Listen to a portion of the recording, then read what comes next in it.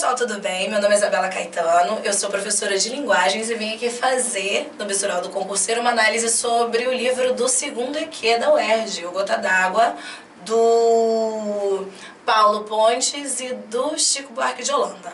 Ok? Basicamente, aqui nessa noção do texto, a gente vai observar principalmente o texto dramático, né? Já que o livro é uma peça. Ok?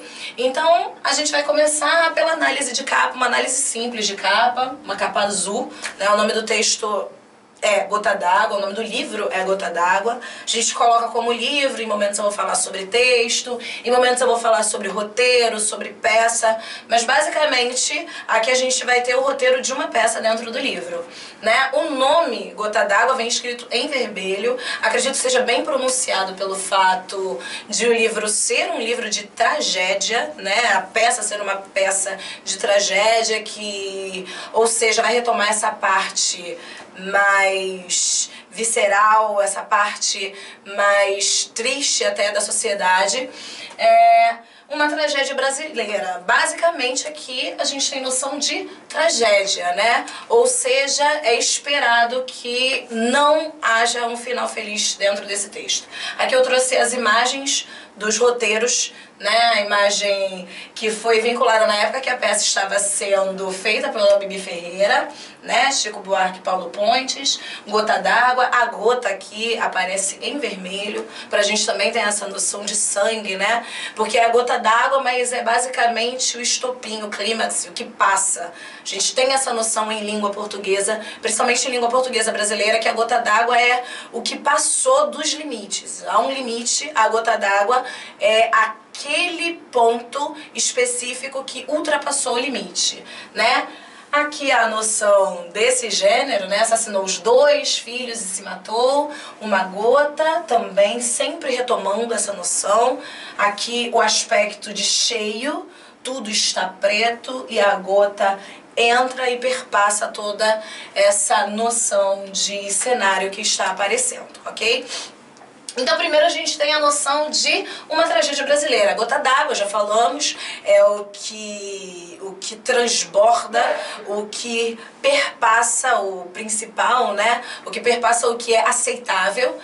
E noção de tragédia, eu trouxe pelo dicionário UAS de língua portuguesa, etimologia grego, tragóides, e peça dramática geralmente com final infeliz ou desastroso, catástrofe e desgraça. Todas as vezes que eu penso em tragédia, eu sempre me remonto e me retomo a Édipo Rei, né? Que é a tragédia do filho que casa com a mãe, mata o pai e assim amaldiçoa toda a sua família e a si mesmo. Então sim, é uma das principais tragédias. Essa noção já tem que vir dentro da nossa noção de interpretação textual, porque o esperado é que o final não seja feliz, né? O final deve ser infeliz ou desastroso, ou infeliz e desastroso, ou seja, o nível de infelicidade, o nível de catástrofe vai exacerbar, vai ser exagerado, vai passar do que deveria ser esperado por muitas vezes, ok? Retomamos a noção de tipo textual. Essa aula já foi dada por mim, eu pormenorizei cada um dos tipos textuais, que a gente chama de modo de organização do discurso. Discurso é o porquê que o texto vai ser colocado no mundo, né? O porquê que eu estou compondo aquele texto para aquele cenário, para aquelas pessoas, para aquele interlocutor. E a gente para aqui no tipo textual narrativo, ou seja, a organização textual que nos permite criar e contar histórias. Por quê? Porque a partir do momento que eu estou falando de peça, né, de essa noção de contar histórias sobre personagens, sobre momentos do mundo, eu perpasso, eu inicio pelo modo de organização do discurso narrativo. Esse modo de organização do discurso narrativo, principalmente o escrito, né, ele conta com esses elementos aqui da narrativa. Os elementos da narrativa básicos são esses, não necessariamente todos eles vão aparecer dentro de uma narrativa. Nós vimos isso no primeiro EQ da UERJ, UERJ, né, com Hora de Alimentar Serpentes, da Marina Colasanti, em que havia contos e microcontos. Nos contos mais desenvolvidos, por vezes, apareciam todos os elementos da narrativa. Por outras vezes, apenas alguns elementos da narrativa apareciam, porém a história era contada. Porque a principal função do texto narrativo é contar histórias. Então ele conta com personagens, enredo, tempo, espaço e um narrador. Principalmente em textos escritos, o narrador costuma aparecer mais pronunciado ali. Por vezes não há o narrador, há só a interlocução entre os personagens, mas aqui a principal finalidade de contar uma história, ok? De modo escrito, aí nós vamos perpassando também por gêneros, né? Porque aí há essa noção de tipo, que é o modo de organização do discurso, como eu vou organizar principalmente o meu texto, e depois dos gêneros, que são os textos já no mundo, né? A colocação desses textos, o para que esses textos vão virar, né? Vão aparecer, mas aí já são os textos ali no mundo enquanto livro, enquanto romance, enquanto lenda, enquanto crônica, enquanto novela, telenovela ou novelas escritas, mas basicamente os textos enquanto textos concretizados no mundo, né? Por uma esfera X ou Y, utilizando todos os elementos da comunicação, viram gêneros textuais. Em um eu vejo muito mais a organização e o outro a função social dentro de um espaço. Por que estamos falando disso principalmente do texto narrativo? Porque narrar é contar histórias. Então, basicamente, todas as vezes, né, que eu tenho um ato dramático, ou seja, uma história encenada, eu vou partir também desse modo de organização do discurso narrativo. Então, conhecer o texto narrativo, o tipo textual narrativo e os elementos de narrativa anteriormente, a observar, né, um gênero mais pronunciado, um gênero mais do agir, é importante pra gente. Então dei só uma passadinha, ok? A noção de que tipos textuais são finitos, né? Vão dar construção do texto, e os gêneros textuais são infinitos, porque são os textos no mundo, a gente já depreendeu, ok? Então nós chegamos aos gêneros dramáticos. Os gêneros dramáticos são os gêneros que são feitos para serem encenados. Então esse texto narrativo desta forma, né, porque a gente parte do modo de organização do discurso narrativo, ele também vai contar uma história, mas essa história é toda organizada de forma para ser encenada. Encenado em um palco. Teatro é uma das artes mais antigas do mundo, né? Observando pela tradição greco-romana. Então, toda a composição textual é organizada, é construída para ser encenada. Então, da mesma forma que o tipo textual vai contar uma história e os gêneros textuais vão propagar essa história no mundo, há os gêneros dramáticos, que são basicamente os textos que serão encenados. Aí aqui eu trouxe uma denominação pelo Beckman, tá? O drama propriamente dito envolve a atividade de representar, em que o autor retrata o comportamento de uma personagem. Então, tudo dentro desse texto, toda a sua composição, vai servir com a finalidade, com a funcionalidade de ser colocado num palco para o mundo, de ser representado por personagens, representado por atores, e esses atores vão fazer a representação desse texto. Então, gêneros narrativos, né? Mas agora gêneros dramáticos. O musical, a ópera, o balé, a telenovela, a peça, porque eles vão ser ensinados. Então, todas as demarcações aqui desse gênero dramático serão colocadas para que eles sejam encenados e bem encenados, para que o público, o interlocutor agora público, interlocutor plateia, possa receber esse texto e entender o que está acontecendo da melhor forma e da forma que o escritor, o roteirista, queria que esse texto fosse recebido por essa plateia. Trouxe aqui também essa noção de drama, né, que é a representação da ação, o nascimento do teatro, que já é uma instância mais antiga, a imitação da ação, né, que é algo muito importante dentro desse gênero em específico, do gênero dramático em específico. Estamos falando do gênero dramático como um todo, tá? Tanto tragédia, quanto comédia, quanto tragicomédia. Essa parte aí a gente ainda não observou 100%. Mas o gênero dramático como um todo, ou seja, um gênero que vai ser representado, ele tem a sua noção essencial e historicamente vinculada à palavra drama, que dá a noção da arte da representação. Então, basicamente, em Gota d'Água, a gente tem a noção de uma tragédia brasileira. A gente precisa ter essa noção de tragédia, né, que já foi vinculada antes, que é um texto trágico, ou seja, um texto o qual não é esperado uma finalização positiva, é esperado sim que o final seja infeliz ou desastroso. Existem várias tragédias, a tragédia inclusive foi o primeiro modo, né, do gênero dramático eclodir entre os dramas greco-romanos, após veio a comédia e por fim a tragicomédia, que é a tragédia com quebra de expectativa, ok? Então, há aqui essa noção do Gota d'Água.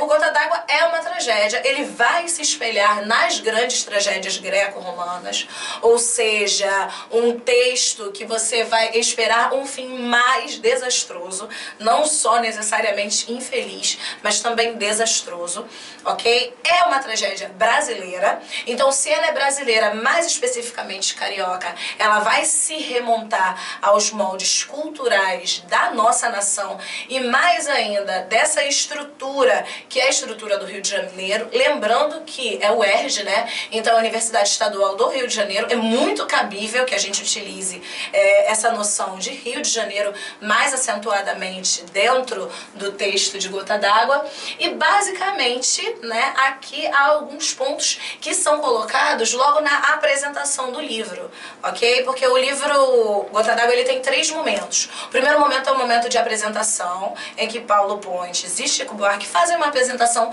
do contexto crítico, do contexto político que serão tratados tanto dentro do texto quanto na composição mesmo do texto, né? Esse afastamento da arte e da cultura geral carioca e brasileira. No segundo momento, há o primeiro ato, ou seja, a apresentação da esfera dramática que está sendo posta. Os protagonistas não necessariamente aparecerão tanto nesse primeiro ato, a gente tem mais um momento de ambientação. E no segundo momento, o segundo ato, que é basicamente um momento de ação dentro desse texto. Mas agora, esse primeiro momento aqui é a apresentação. O texto é todo feito em prosa nesse primeiro momento, ele ainda não está na sua parte versificada, porque é sim também uma comédia. Lembrando que Chico Buarque fez uma releitura de Os Saltimbancos, né, musical, depois ele também criou a Ópera do Malandro. A Ópera do Malandro também tem um contexto cultural e regional bem restrito ao Rio de Janeiro, porém aberto em cultura pela cultura do brasileiro, do jeitinho brasileiro, né, que sempre permeia os textos dele. Mas nessa noção aqui nós vamos ter uma peça musical, tanto que a música permeia em vários momentos. Gota d'Água é o nome do sucesso do personagem principal, do Jazão. Então vamos prestar atenção aqui. Essa primeira parte está em prosa, é só uma ambientação. Gota d'Água, a tragédia, é uma reflexão sobre esse movimento que se operou no interior da sociedade, encurralando as classes subalternas. Então basicamente ele vai falar sobre as 3 proposições do livro, né, da peça em si. Primeiro há essa noção de achatamento, de encurralamento dessa parte da sociedade, né? Se fala um pouco de capitalismo, do sistema capitalista, dos burgueses, dessa noção de que a cultura brasileira ficou muito relegada a quem estava numa posição social mais abastada. As pessoas que estavam permeando, que estavam nesse ínterim entre os ricos e os pobres, estavam se sentindo mais vinculadas a quem estava numa sociedade, né, numa posição mais abastada. E a cultura brasileira mesmo, ou seja, quem estava à margem da sociedade, quem está na base dessa pirâmide, foi relegado e essa cultura foi relegada. Ela não era mais uma cultura que estava aparecendo. Essas pessoas não estavam mais nem contribuindo culturalmente, nem se sentindo espelhados pela cultura. Então, as massas não estavam participando ativamente da arte. A parte do meio da sociedade, né, que seriam os burgueses, as pessoas que têm interesse por cultura e têm acesso a certo molde cultural mais da parte mais alta da sociedade, né, digamos assim, uma cultura de massa e uma cultura mais erudita, essas pessoas estavam tendendo para a cultura mais erudita e renegando a cultura das bases. Ok. Segundo momento, né, que foi a segunda preocupação do livro, preocupação do texto. Diz respeito ao problema cultural. O povo brasileiro sumiu da cultura produzida no Brasil. Dos jornais, dos filmes, das peças da TV, da literatura, etc. O povo brasileiro deixou de ser o centro da cultura brasileira. Ou seja, a segunda preocupação é essa, né? Primeiro ele faz essa denúncia social de que o povo não está, essa camada mais basilar do povo não está mais tendo acesso à cultura e nem produzindo efetivamente cultura, uma cultura que seja consumida por ele mesmo, né? Segundo momento, ele também não se sente representado. Ele não faz, ele não recebe, e quem está nessa camada da sociedade, quem ascende a essa camada da sociedade, não se preocupa mais em fazer com que o conteúdo cultural seja acessível à camada mais base da sociedade. Não só da sociedade carioca, mas da sociedade do Brasil como um todo, né? Obviamente que isso está sendo enfocado muito mais para o povo carioca, noção do Chico Buarque, já é uma noção que ele costuma utilizar, mas pode ser abrangida, até porque essa noção vai ser vista também dentro do texto do segundo EQ, não, da parte discursiva do EQ da UERJ, com a noção de vidas secas, né? E terceira preocupação, e última grande preocupação, está refletida na forma da peça, no auge da crise expressiva que o teatro brasileiro tem atravessado. A palavra deixou de ser o centro do acontecimento dramático. A palavra, portanto, tem que ser trazida de volta, tem que voltar a ser nossa aliada. Ou seja, essa força do texto, essa força motivacional do texto, essa força cultural do texto, de trazer a cultura de uma sociedade, de angariar novos frutos, de fazer denúncias sociais, de trazer essa noção epistemológica, ou seja, histórica, né, que eu consigo angariar novos significados a partir de significados antigos, de noções antigas, porque a literatura, ela é a expressividade do mundo, né? A arte, ela vai ter a expressão, ela vai buscar demonstrar a cultura de uma sociedade, demonstrar uma sociedade. Obviamente que com um molde mais subjetivo, com um molde mais conotativo, eu preciso construir essa ideia de nação, mas essa palavra, e não só a palavra escrita ou a forma de se comunicar, mas a forma de se comunicar de uma nação, né? Vem dessa noção também de variação linguística, de qual linguagem eu vou utilizar, de qual modo linguístico, qual norma eu vou preferir ou preterir, precisa ser ressuscitado e recolocado dentro do nosso molde. Então, é sim um resgate, não só da nossa cultura enquanto povo, mas também do reaparecimento desse povo dentro da literatura. Falamos sobre elementos da narrativa e agora vamos falar sobre os elementos dos gêneros dramáticos, tá? Gêneros dramáticos vão ter basicamente 3 elementos. Eles seguem também os elementos da narrativa porque também é contada uma história, tá? E a história precisa fazer sentido, principalmente para quem está assistindo. A plateia é colocada, assim como na criação, né, de um discurso, na criação de um texto, em que as primeiras instâncias são locutor, mensagem, interlocutor, aqui também é posto, né, enquanto interlocutor plateia, esse know-how como um dos know-hows principais dentro dessa noção de texto. Então os elementos são personagens, né, quem vai agir, os atores estão aqui para interagirem com a plateia, né? Ou para pelo menos demonstrarem os seus discursos e as suas falas e as suas noções de mundo, as suas ações perante ao interlocutor plateia. As rubricas ou didascálias. Didascálias, nesse caso, é um termo mais antigo, né? Os épicos utilizavam muito mais a noção de didascálias, mas são sinônimos. E as rubricas, que são os espaços cênicos que são colocados. E o espaço cênico como um todo. Então, basicamente, enquanto em elementos da narrativa nós observávamos personagem, enredo, narrador, tempo e espaço, tudo isso vai estar contido aqui. Porque eu não preciso mais que o narrador narre, eu preciso que os personagens, ou seja, os atores, né, me deem essa noção do que está acontecendo.